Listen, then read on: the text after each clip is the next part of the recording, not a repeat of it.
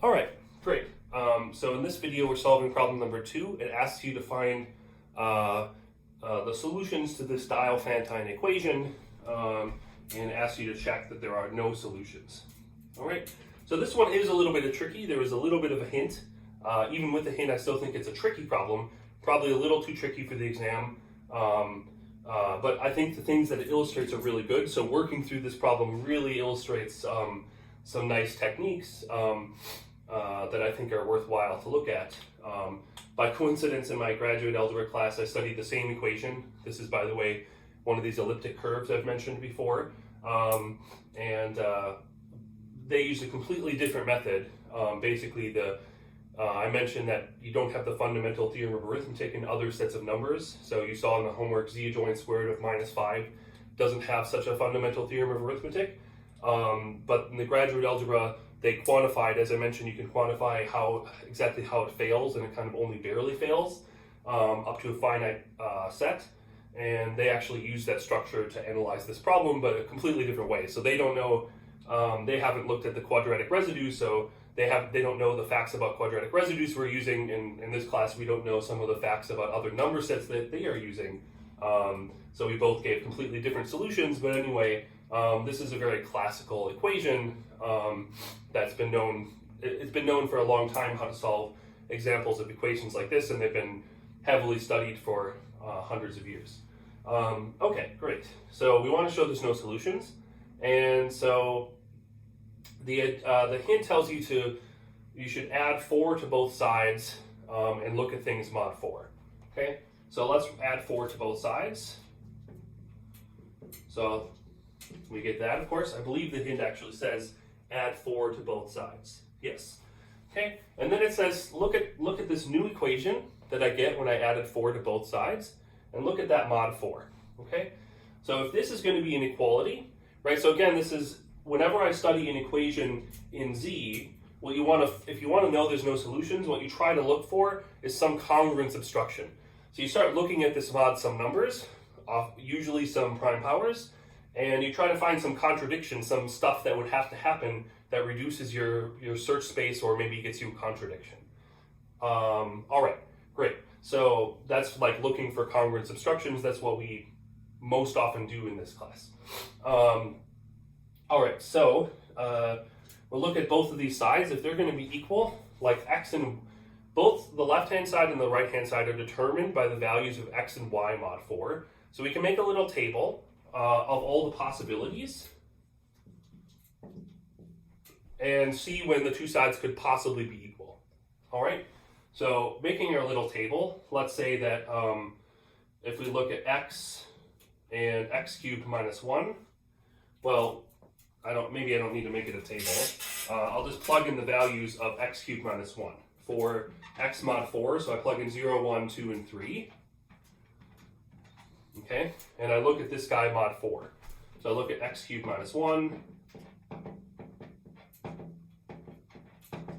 and I say what it's congruent to mod 4. Okay, so for 0, I get minus 1. So that's going to be, let's just write the reduced representative. It's 3 mod 4. For 1, I get 0. For 2, I get 8 minus 1 is 7. So that's also 3.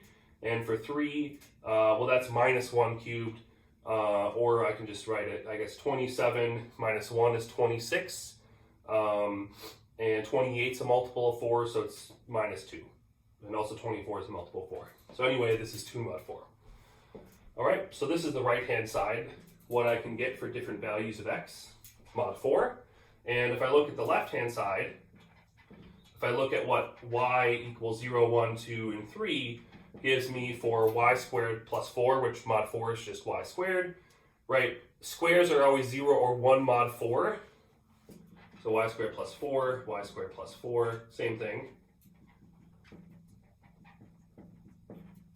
Right, squares are always 0 or 1 mod 4, and it's just 0 if you have an even number and 1 if you square an odd number. So the pattern is just 0, 1, 0, 1.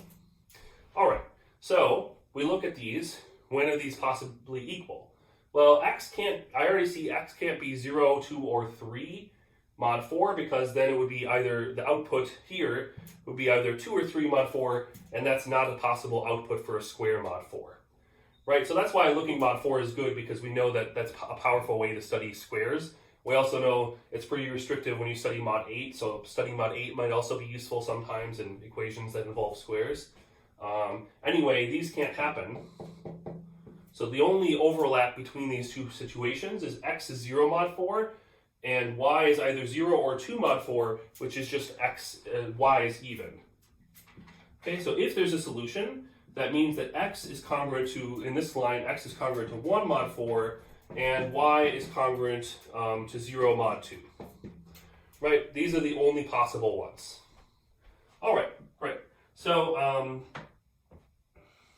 okay, so we have that, and now we use this equation, right? And whenever you have equation polynomials that we're studying, one of the most powerful tricks to try to do is look for algebraic stuff, look for factorizations, right? This is precisely what I mentioned in my graduate class. They did is they looked at this, well, they had y squared plus 5, but you can factorize y squared plus something as a difference of squares, but you need complex numbers. But here we're going to instead use a different idea and factorize this difference of two cubes, all right? So we have y squared plus 4 equals, so whenever you have a difference of cubes like this, you can always factorize out. It's an easy factorization. You can also notice that because x cubed minus 1 has a very simple root, namely x equals 1. So x minus 1 must be a factor.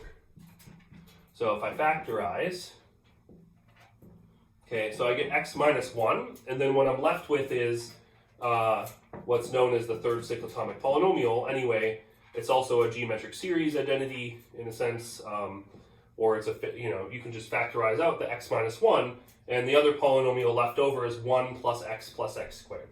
All right, so what we get is we look at what happens to this polynomial. So we know x is 1 mod 4, so we kind of know what happens with this factor. It gives us 0 mod 4. But now let's look at the other factor and see what it gives us. X has to be, if it exists, is 1 mod 4. So then we get 1 plus x squared is congruent to 1 plus 1 plus 1 is congruent to 3 mod 4. Okay? So now I start to see the idea is to try to use quadratic residues, right? So if this right-hand side was divisible by a prime that was 3 mod 4, then mod that prime, you'd have y squared plus 4 is 0, or y squared is minus 4, right? And minus 4 is a square, namely 4 times minus 1. So you'd have y squared is 1, minus 1 mod that prime. So minus 1 would be a quadratic residue, mod a prime that's 3 mod 4, right? So that's the idea where we're trying to look for the contradiction, and that's what we need to show. So we want to show the right-hand side is divisible by a prime that's 3 mod 4, and we have that this number here is 3 mod 4, all right? So we have seen before in the proof of infinitely many primes that are 3 mod 4, we've exactly seen this exact fact that if you have a product of a bunch of numbers that are 1 mod 4, it can't be 3 mod 4. Or put another way, if I have a number that's 3 mod 4, if I have a positive integer that's 3 mod 4, there has to be a factor. There has to be a prime factor of it that's 3 mod 4. Otherwise, it's a product of a bunch of 1 mod 4s, which can't give that. Right, so again, that's what we're going to be looking for. And so I have that this number is 3 mod 4. And so actually what I want to say is like minus 1, for example, is 3 mod 4. So I wouldn't want that. If I had minus 1 mod 4 and I looked at the prime factorization, I couldn't say there was a 3 mod 4 prime there. So I want to say that, for example, this number is at least positive, right? But this number is always a positive number, not just for integer x, but in fact for all real numbers x, right? So if I look at x squared plus x plus 1, okay, I claim that this is always greater than or equal to 0. And there's a few different ways to see it that are basically equivalent. One, you can use calculus, right? If you take the derivative, you get 2x plus 1, and that has a root at x equals minus 1/2, right? So if you draw this parabola, it's got a root at x equals minus 1/2, and then you can look at the value there. So you'd get a quarter plus a half plus 1, okay? And you'd see that the parabola has its minimum value. It points upwards because it starts with a plus sign x squared. So it's a parabola that points upwards, has a minimum value here, which you can test as positive, or you can purely use algebra.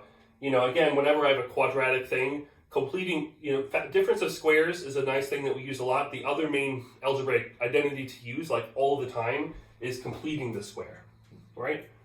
So if I complete the square, I get x plus 1/2 squared, right? Which makes sense because I should have a minimum value at x equals minus 1/2, so that matches well with this, right? So then I have to add the other thing to correct. So x plus 1/2 squared is x squared plus x, which is good, plus a quarter, but I need a plus 1, so it's plus 3/4. Okay? All right, so now I can see that my expression here is a square of something, which is always non-negative, plus a positive number. So this is greater than 0 for all x in even the real numbers. Okay, so now this expression here is a positive number, positive integer, which is 3 mod 4. Okay, so therefore it's at least 3. So 1 plus x squared plus x squared is greater than or equal to 3. Okay, so I actually have a positive integer that's 3 mod 4. All right, and just as we've seen, that means that it has a prime divisor that's also 3 mod 4. And that's exactly what we need to completely finish up.